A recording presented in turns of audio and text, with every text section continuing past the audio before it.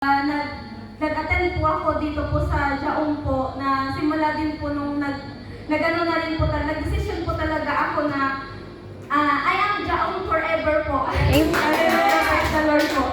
Kasi po, ang dami po nabago sa buhay ko. Number one po is yung attitude ko po. Number two po is yung ano po, yung pagiging dati po is matatakotin ako, lagi po ako nag-worry at lagi pong sumasakit din po yung katawan ko rin din po. So, nung bago pa lang po ako dito po sa mga ilang buwan pa lang po ako dito, sabihin ko mga 3 buwan or mga ganun po. But ang dami na po ng mga binago ng Panginoon sa akin.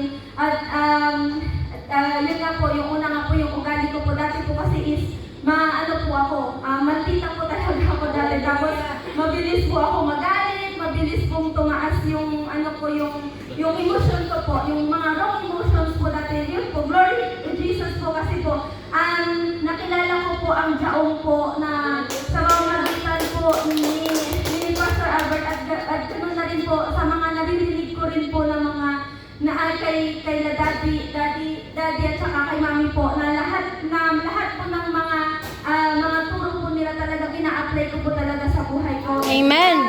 Muna po yung hallelujah, glory to Jesus. Kaya po yung favor po talagang tuloy-tuloy po sa buhay ko.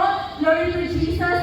Yung katawan ko po laging lumalakas po pag tuloy-tuloy po ako sa tuloy-tuloy po ako na nag-a-attend po sa mga service, online service po, sa mga yung strength ko po.